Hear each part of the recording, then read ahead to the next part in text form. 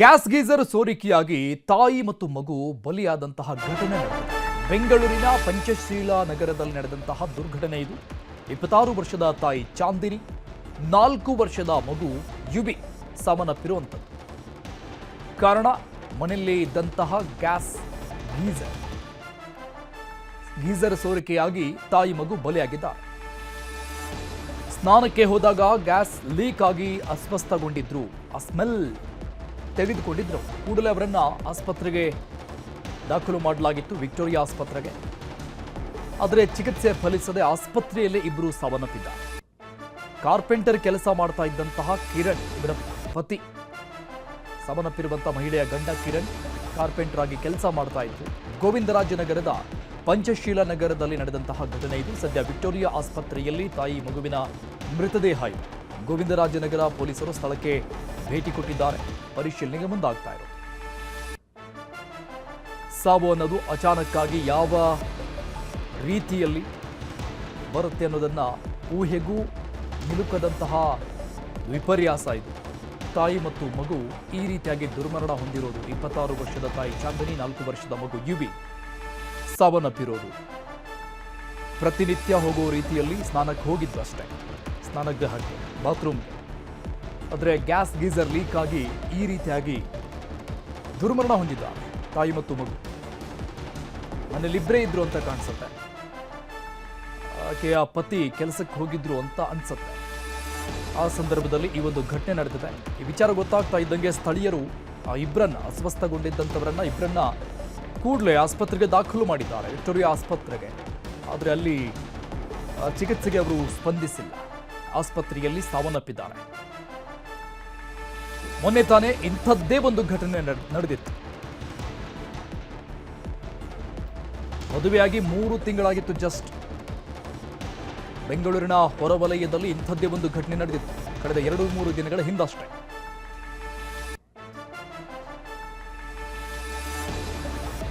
ಈ ಬಗ್ಗೆ ಡೀಟೇಲ್ಸ್ ಕೊಡ್ತಾರೆ ನಮ್ಮ ಪ್ರತಿನಿಧಿ ಮಾದೇಶ್. ಸಂಪರ್ಕದಲ್ಲಿ ಲೈವ್ನಲ್ಲಿ ಜಾಯ್ನ್ ಆಗ್ತಾ ಇದ್ದಾರೆ. ಮಾದೇಶ್, ತಾಯಿ ಮಗು ದುರ್ಮರಣದ ಸುದ್ದಿಯನ್ನು ನೋಡ್ತಾ ಇದ್ದೀವಿ. ಗ್ಯಾಸ್ ಗೀಸರ್ ಲೀಕ್ ಅನ್ನುವಂಥ ಮಾಹಿತಿ ಸಿಗ್ತಾ ಇದೆ. ಸ್ಥಳೀಯರಿಗೆ ಈ ಒಂದು ಘಟನೆ ಆಗಿರೋದು ಹೇಗೆ ಗೊತ್ತಾಯಿತು? ಮನೆಯಲ್ಲಿ ಯಾರು ಇರಲಿಲ್ವಾ? ಏನು ಡೀಟೇಲ್ಸ್ ಇದೆ?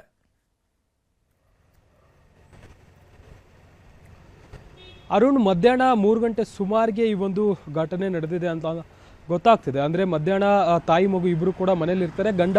ಆಕೆಯ ಗಂಡ ಅಂದರೆ ಮೃತಳ ಗಂಡ ಹೊರಗಡೆ ಹೋಗಿರ್ತಾನೆ, ಕಾರ್ಪೊರೇಟರ್ ಆಗಿ ಕೆಲಸ ಮಾಡ್ತಿರ್ತಾನೆ. ಆತ ಹೊರಗಡೆ ಹೋದಂಥ ಸಂದರ್ಭದಲ್ಲಿ ಈಕೆ ಹೌಸ್ ವೈಫ್ ಆಗಿರ್ತಾಳೆ.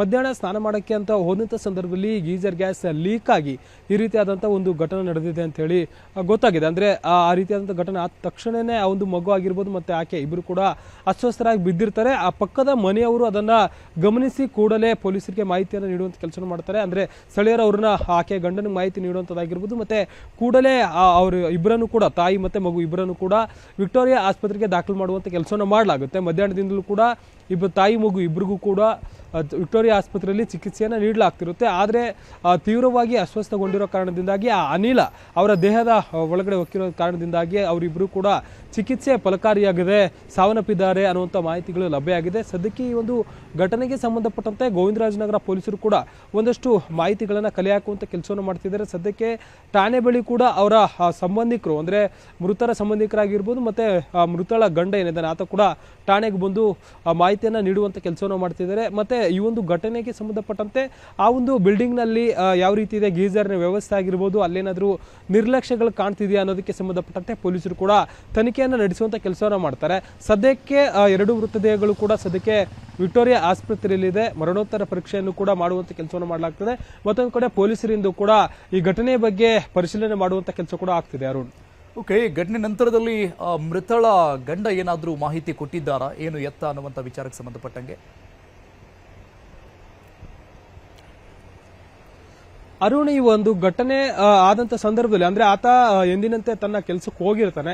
ಕಾರ್ಪೊರೇಟ್ ಆಗಿ ಆತ ಕೆಲಸ ಮಾಡ್ತಿರ್ತಾನಲ್ಲ ಅದೇ ರೀತಿಯಾಗಿ ಆತನೇ ಆ ಒಂದು ಕುಟುಂಬನ ನೋಡ್ಕೊಳ್ತಿರ್ತಾನೆ. ಹಲವು ತಿಂಗಳುಗಳ ಹಿಂದೆ ಅವರು ಒಂದು ಗೋವಿಂದರಾಜನಗರ ಪೊಲೀಸ್ ಠಾಣಾ ವ್ಯಾಪ್ತಿಯಲ್ಲಿ ವಾಸ ಇರ್ತಾರೆ. ವಾಸ ಇದ್ದಂತ ಸಂದರ್ಭದಲ್ಲಿ ಎವ್ರಿಡೇ ಆತ ಬೆಳಗ್ಗೆ ಕೆಲಸಕ್ಕೆ ಹೋದ್ರೆ ಸಂಜೆನೆ ಆತ ಮನೆಗೆ ಬರ್ತಿರ್ತಾನೆ. ಅದೇ ರೀತಿಯಾಗಿ ಇವತ್ತು ಕೂಡ ಎಂದಿನಂತೆ ಕೆಲಸಕ್ಕೆ ಹೋಗಿರ್ತಾನೆ. ಆದ್ರೆ ಮಧ್ಯಾಹ್ನ ಅವ್ರು ಸ್ನಾನಕ್ಕೆ ಹೋದಂತ ಸಂದರ್ಭದಲ್ಲಿ ತಾಯಿ ಮಗು ಇಬ್ರು ಕೂಡ ಅಸ್ವಸ್ಥಗೊಂಡು ಈ ರೀತಿಯಾಗಿ ಆಗಿರುತ್ತೆ. ಅದಾದ್ಮೇಲೆ ಸ್ಥಳೀಯರೇ ಆತನಿಗೂ ಕೂಡ ಮಾಹಿತಿ ನೀಡಿರ್ತಾರೆ. ಯಾವಾಗ ಅವರನ್ನ ಆಸ್ಪತ್ರೆಗೆ ಸೇರಿಸಲಾಗಿತ್ತೋ ಕೂಡಲೇ ಗಂಡ ಕೂಡ ಆಸ್ಪತ್ರೆಗೆ ಹೋಗಿ ಅಲ್ಲಿ ಮಾಹಿತಿಯನ್ನ ಕೇಳುವಂತ ಕೆಲಸವನ್ನು ಮಾಡಿರ್ತಾನೆ. ಆ ಒಂದು ಸಂದರ್ಭದಲ್ಲಿ ಚಿಕಿತ್ಸೆ ಕೊಡಿಸುವಂತ ಸಂದರ್ಭದಲ್ಲಿ ಅವರು ಫಲಕಾರಿಯಾಗದೆ ಸಾವನ್ನಪ್ಪಿದ್ದಾರೆ ಅನ್ನುವಂತ ಒಂದಷ್ಟು ಮಾಹಿತಿಗಳು ಸದ್ಯಕ್ಕೆ ಲಭ್ಯ ಆಗಿದೆ. ಈ ಒಂದು ವಿಚಾರವಾಗಿ ಆಕೆಯ ಗಂಡನನ್ನು ಕೂಡ ಅಂದ್ರೆ ಮೃತಳ ಗಂಡನನ್ನು ಕೂಡ ವಿಚಾರಣೆ ಮಾಡುವಂತ ಕೆಲಸವನ್ನು ಕೂಡ ಪೊಲೀಸರು ಮಾಡ್ತಿದ್ದಾರೆ.